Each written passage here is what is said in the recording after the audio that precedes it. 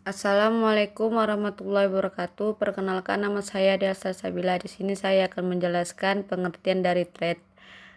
Thread adalah unit dasar dari penggunaan CPU, unit terkecil dalam suatu proses yang bisa dijadwalkan oleh sistem operasi. Thread mengandung thread ID, program counter, register state, dan stack. Sebuah thread berbagi kode section, data section, dan sumber daya sistem operasi dengan thread lain yang dimiliki oleh proses yang sama. Single threading dan multi-threading. Single ada dua. Yang pertama, single threading adalah sebuah leg wide mempunyai thread tunggal yang berfungsi sebagai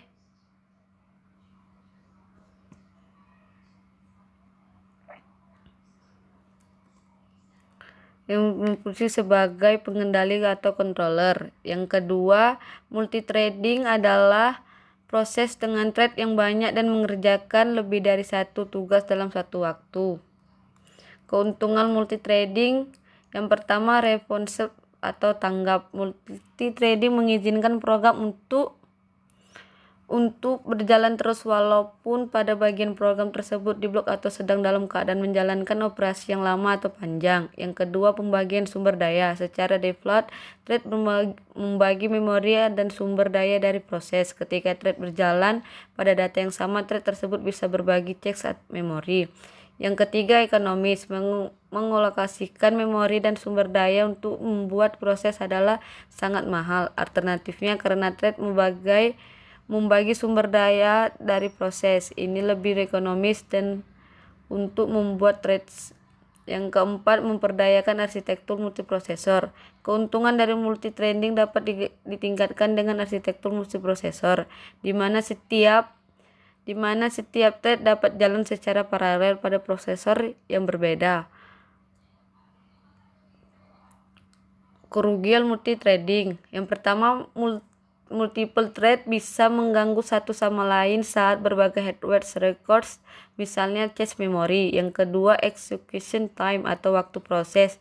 Dari sebuah single thread tidak dapat diimport atau ditambah, tapi malah bisa diturunkan. Ini terjadi karena penurunan frekuensi yang dibutuhkan ketika terjadi penggantian thread yang berjalan. Yang ketiga, harus ada dukungan dari hardware ataupun software untuk melakukan multi-threading. Model-model threading.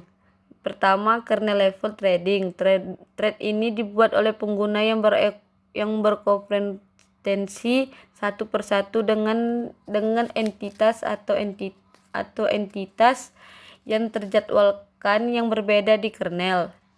Yang kedua, user level threading, sebuah pembatasan N1 yang berarti bahwa semua level aplikasi thread dipetakan ke entitas tunggal yang ada di kernel. Model multi-threading. Yang pertama, many to one. Memetakan beberapa thread, tingkatkan pengguna sebagai thread tingkatan kernel. Pengaturan thread dilakukan dalam ruang pengguna sehingga efisien. Yang ketiga, hanya satu thread pengguna yang dapat mengakses thread kernel pada satu saat. Yang kedua, one to one. Memetakan setiap thread, tingkatkan pengguna ke thread kernel. Yang kedua, model ini menyatakan lebih banyak resources dibandingkan model many to one.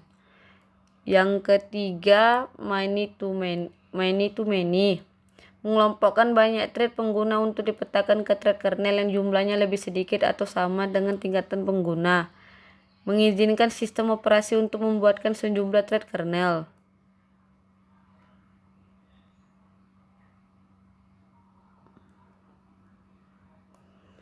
Oke, hanya ini bisa saya sampaikan. Apabila ada kata yang salah, mohon dimaafkan. Sekian dari penjelasan saya. Assalamualaikum warahmatullahi wabarakatuh.